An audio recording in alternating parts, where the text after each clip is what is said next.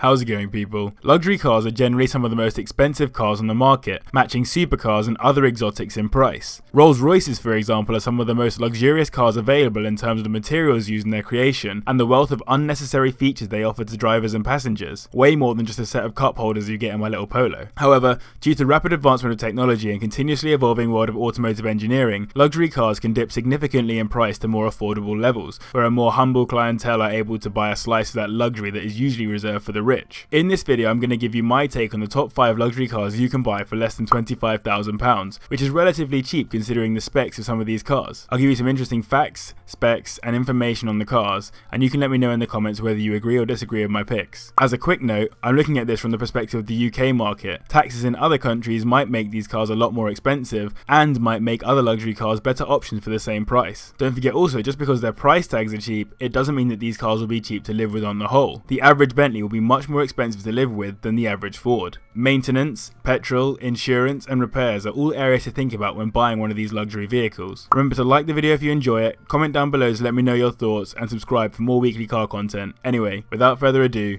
let's get into the video.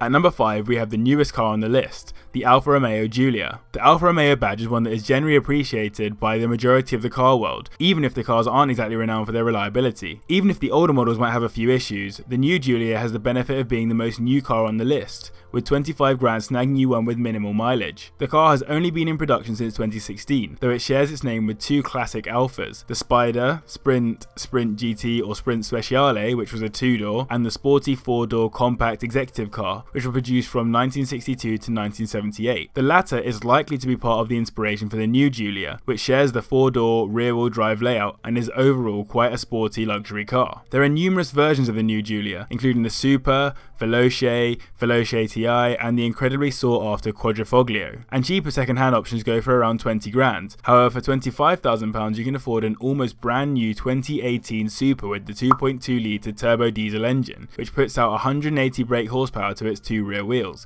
taking it from 0 to 60 in 7.1 seconds. Not bad for a 4-door premium diesel. For your 25k you can expect less than 1,000 miles on the clock too, which basically just means you don't need to run the car in as much. You could also just about afford the slightly quicker 2 litre turbocharged petrol Super, which provides 200 brake horsepower and goes from 0 to 60 in 6.6 seconds. But the luxury specs might not be quite as good, which kind of defeats the point of getting a luxury car. In terms of luxury, not only is it equipped with a particularly desirable Italian interior and exterior, designed by the man that is renowned for designing concept Lancia cars, as it is the newest car on this list, it has the most up-to-date driver aids in terms of basics like sat-nav, cruise control, lane recognition, radio, sensors, etc. It also has privacy glass for the rear windows for that particularly executive feel, and all the other features you could expect from such a modern car. I've put it at number 5 on this list mainly because while all these features are pretty sick, it doesn't have the unnecessarily over-the-top luxury features of some of the other cars on this list. It's worthy of number 5 basically because of how new it is, and that incredible Italian detailing in and around the car. I would be wary of buying a Giulia right now though, as the car is so new it is likely to depreciate in value in the next couple of years, meaning you could potentially stretch your 25 grand much further in terms of specs and performance. That said,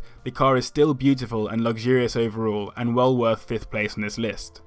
At number 4 we have the Porsche Panamera. For less than 25 grand you could get the all-wheel drive 4S model that packs a petrol 4.8 litre V8 or the rear-wheel drive Platinum Edition diesel, which has a 3 litre V6. The former putting out 400 brake horsepower and going from 0 to 60 in 5 seconds, while the latter puts out half the power and does 0 to 60 in 6.8 seconds. If you're super lucky you could just about buy an all-wheel drive Panamera Turbo, which has a turbocharged 4.8 litre V8 which has 500 brake horsepower and does 0 to 60 in just 4.2 seconds, the quickest car on this list. Whatever model you manage to buy for under 25k, the performance you get from this 4-door luxury car is insane, as you would expect from any Porsche. And the mileages aren't even too high. You're looking at between 60 to 80,000 miles, which is not bad, particularly if they've been looked after well and serviced regularly. The Panamera has been on sale since 2010, though it is generally considered to be the descendant of Porsche's 989 concept car from the 1980s. It takes its name from Mexico's equivalent of the Mille Miglia, the Carrera Panamericana race. You can clearly see Porsche has often also used the Carrera part of this name too.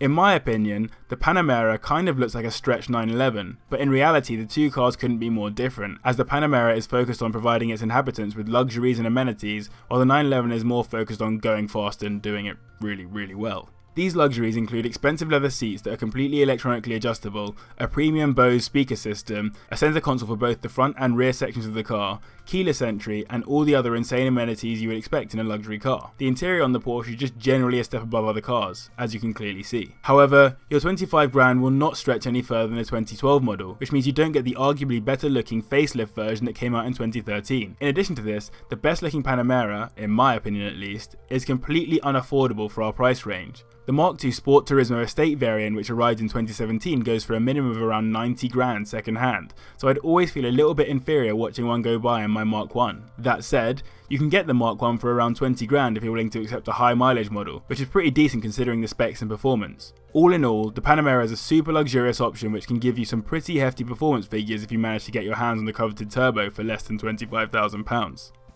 Taking third place, we have the Maserati Ghibli, specifically the 3-litre diesel V6 model. For 25 grand, you could have the 2015 example of this rear-wheel drive beast with less than 30,000 miles on it, or a 2016 model with slightly more miles. It does 0 to 60 in 6.3 seconds and puts out 271 brake horsepower. Not bad for a diesel. It'll definitely hold its own barreling along the motorway, but for the times when you're stuck in city traffic or on the way to an important meeting, this car has a wealth of incredible luxury features that will keep you both comfortable and occupied on your journey. Heated electric seats, an 8.4-inch touchscreen display with all the navigation, internet and music features you could need, keyless entry and start, dual zone climate control for different areas of the car, and 8 Bowers & Wilkins speakers if you're very lucky and find one with the right spec. On top of this, you get a beautifully designed leather interior, a focus on noise insulation, a classic looking Maserati clock, and of course, hidden cup holders. What's not to want? And all that comes under the somewhat prestigious Italian badge that is Maserati, and all for less than 25 grand. Similar to the Giulia mentioned previously, this is not the first Ghibli to have existed, as 2 previous Maseratis have shared the name. One was the V8 Grand Tourer from 1966 to 1973, and the other a V6 twin turbo coupe from 1992 to 1997. However, this executive saloon is nothing like those cars, instead following on from the Quattroporte, which shares most of its parts. It's a great looking car with an Italian heritage badge and some super luxurious features, making it perfect for third place on this list.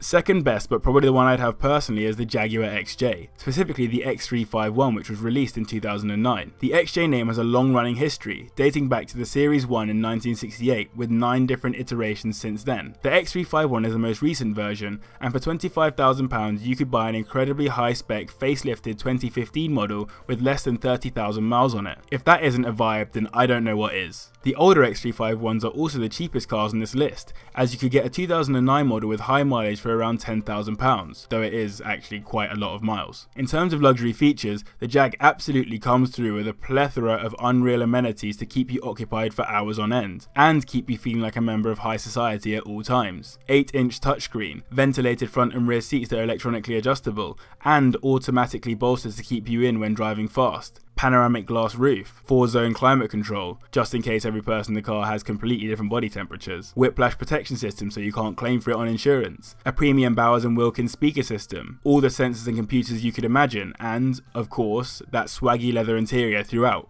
If that wasn't enough for you to play with, the fact that the 3-litre twin-turbo V6 diesel engine puts out 271 brake horsepower and goes from 0 to 60 in 6.4 seconds should definitely allow you to have some fun. Maybe you'll even be able to do some luxury drifts with that rear-wheel drive layout. Of course, Jaguar is generally renowned for being a more luxury car brand, but the XJ design is particularly special in that it was led by a man who worked in design at Aston Martin, and it's clear to see the step that luxury has taken since he's taken over designs of the XJs. You know that the XJ is a particularly luxury car because of its clientele.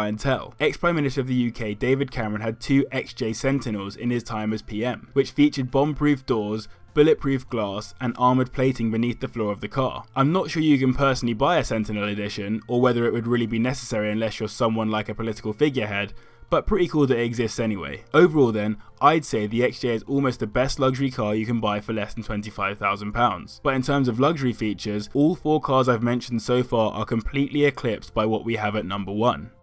The most luxurious car that you can buy for the reasonable price of £25,000 is the Bentley Continental Flying Spur, or, if you can't get your hands on one, the Continental GT will suffice. 25k will snag you a 2004 to 2006 Flying Spur with between 50 to 80,000 miles on it, or a Continental GT from the same years with between 30 to 100,000 miles on it dependent on spec. Both cars share the same 6-litre W12 engine which puts out 552 brake horsepower and takes them from 0 0 to 60 in around 4.7 seconds. That is some insane speed coming from a luxury vehicle like the Flying Spur in particular. They share the same base and engine as the VW Phaeton, which could have quite easily made its own way onto this list, but considering I also haven't included any Audis or Mercs, I thought it would be a bit weird to throw a random VW in there from out of nowhere. Before I even get into how luxurious this car is, you must surely be aware of the prestige behind the Bentley brand. Even if the Continental GT was renowned as a footballer's car, the Bentley brand remains one ingrained in British motoring and racing history,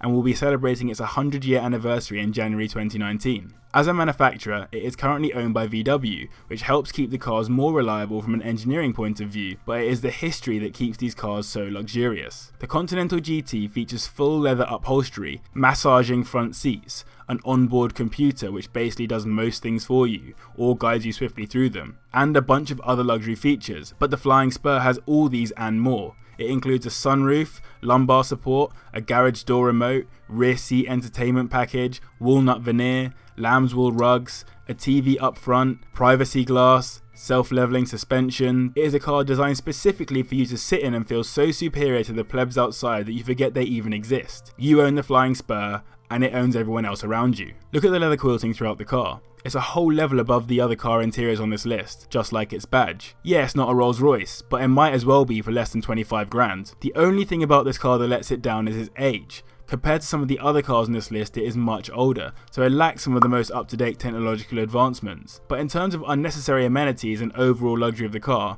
it still dominates for the price, and it breezes its way to number 1 in this video at least.